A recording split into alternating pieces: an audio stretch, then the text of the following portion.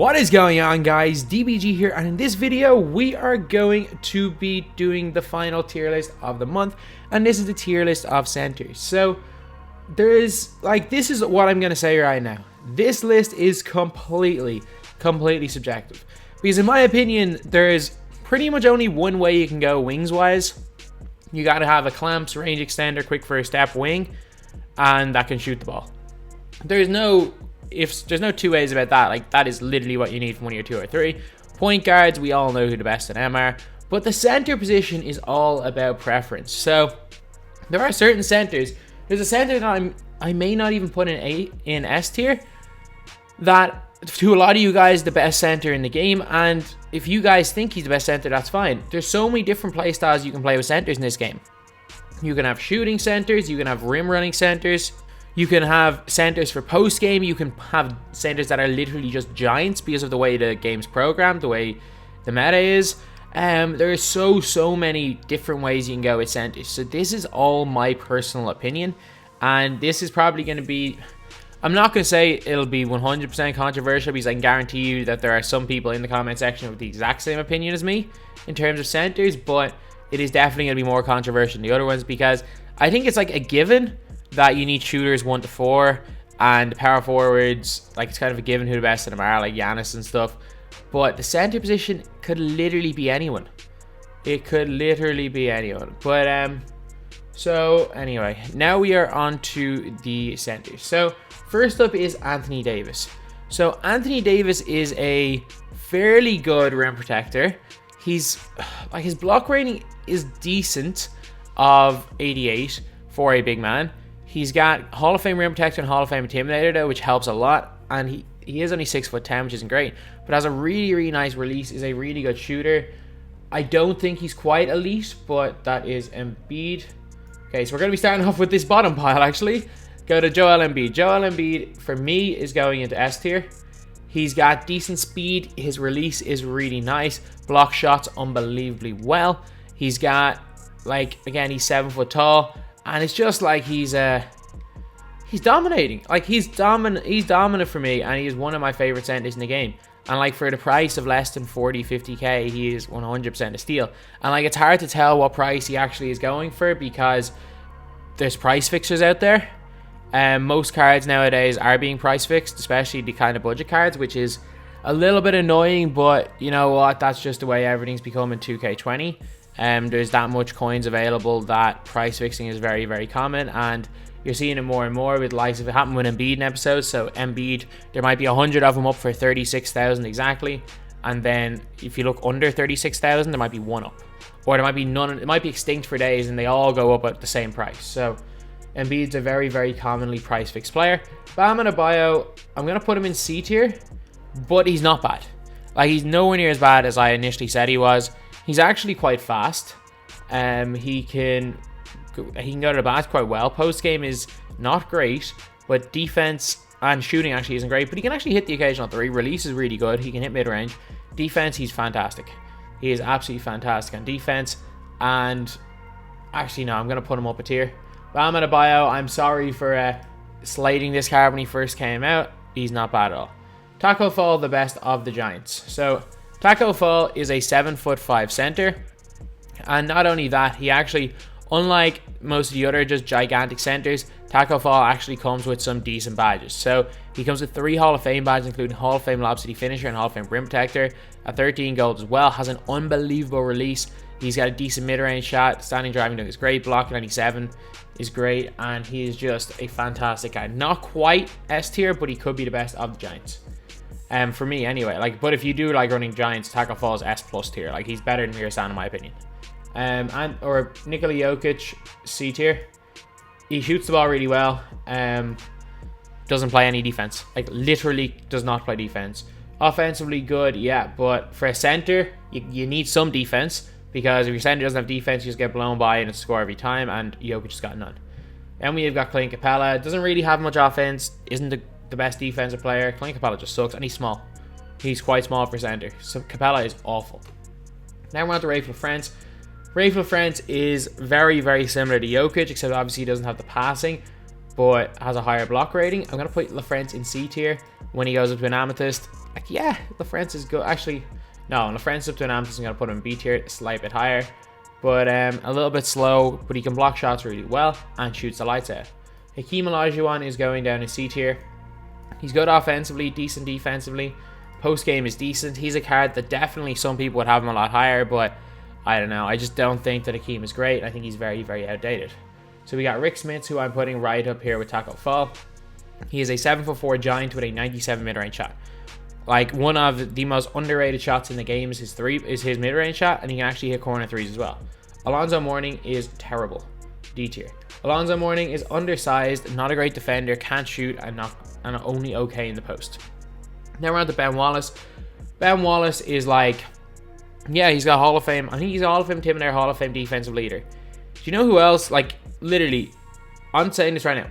Charles Oakley is a better Ben Wallace. Ben Wallace going into D tier. And Ben Wallace, he's really small, isn't the best rebounder. Duncan's okay, has no offense, can't shoot the ball. Like, he's just worthless.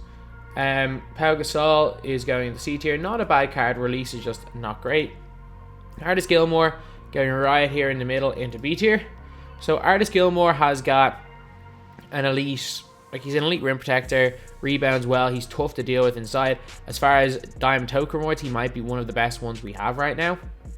But again, I don't think he's quite a Rick Smits or Taco Fall, and I do not think he is a Karl-Anthony Towns type player. So, Karl-Anthony Towns. This one is a bit of a weird one because Cat has got no real defense stats. He's got a decent block, but he's got no defensive badges either. But I don't know why. For me, Karl-Anthony Towns cleans up in terms of shot blocking. It's a really weird one. He shouldn't, but he does. So, from my own experience, I can't justify not putting him in A tier. He's like a way better array for friends, and he's also got range extender, so he can spread the floor out a little bit. Then we've got DeAndre Ayton. So Ayton is Embiid 2.0. Like, he is as close as you can get to Joel Embiid.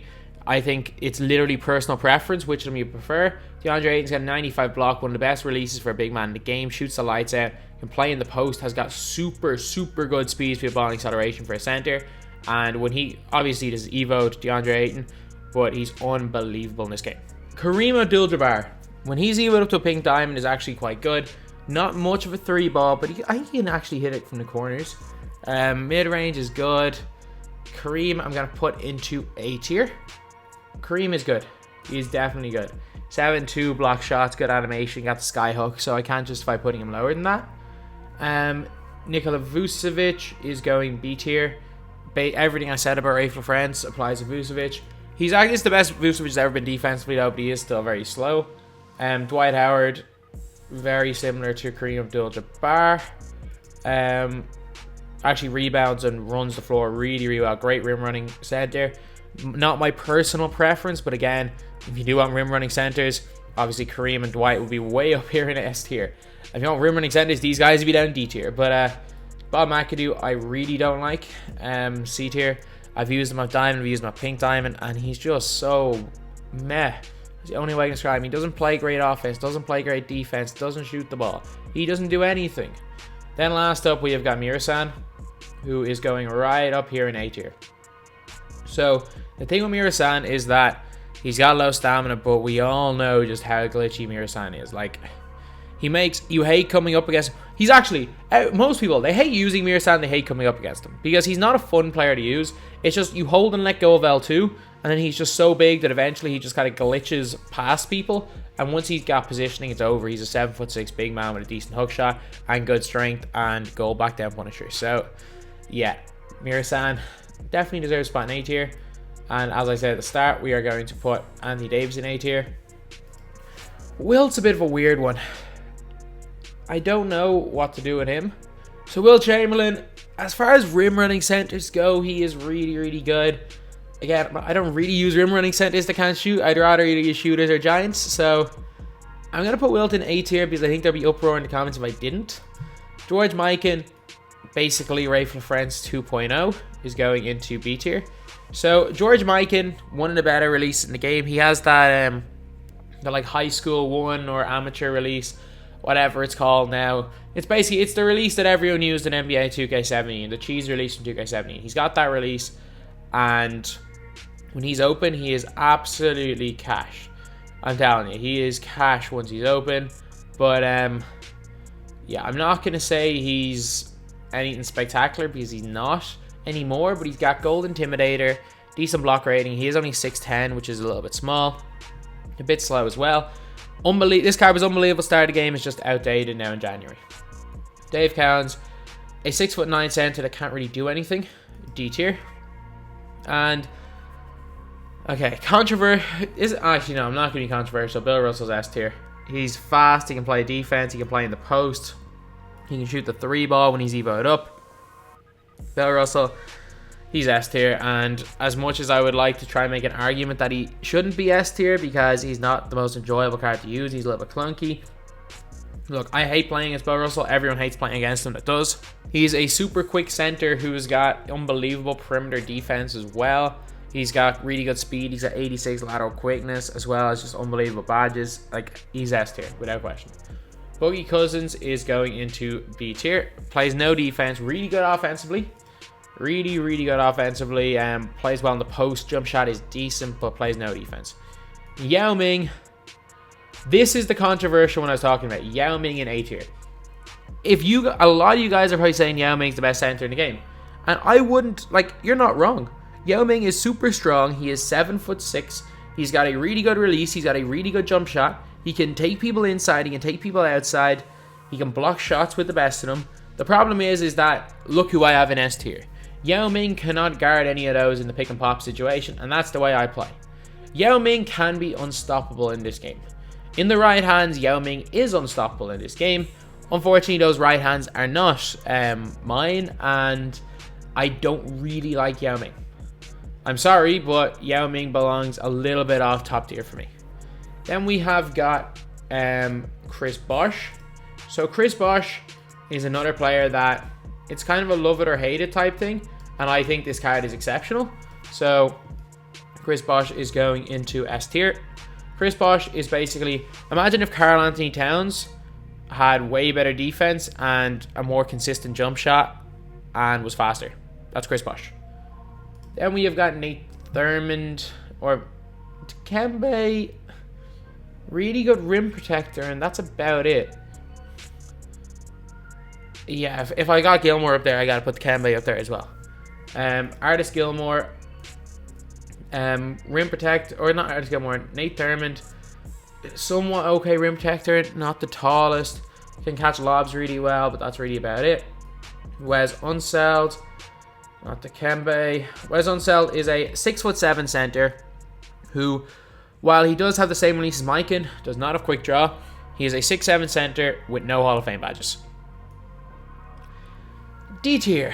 Well and truly in D tier. And then this is a player I do kind of like, Patrick Ewing. Patrick Ewing is a really good post-game center, can hit the wide open 3. Really good rim protector. I don't think he belongs in A tier, but a good card, definitely. Like, if you have Ewing in your squad, he's 100% usable. An alright card. Andre Drummond is basically Nate Thurmond 2.0. Tim Duncan, a lot of people would expect him to be up here, and he probably could be. I'm putting Duncan down here in A tier for the reason that I hate using this guy. Do I win a lot when Duncan's on the floor? Yes. Duncan, and actually I love coming up against Duncan, because with my tactic, where I just literally leave the center wide open, Duncan's release is too slow to abuse me. Any of these guys completely abuse me. Most of these guys abuse me with my defense. Duncan can't because his release is too slow. Bill Walton,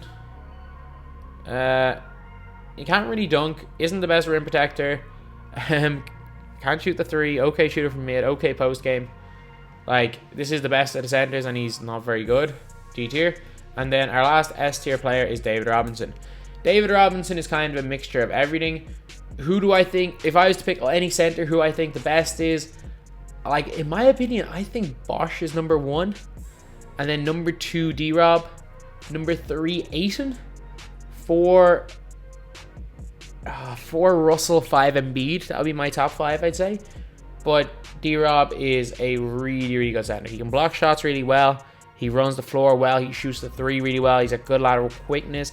He can rebound really well. He does everything really, really well.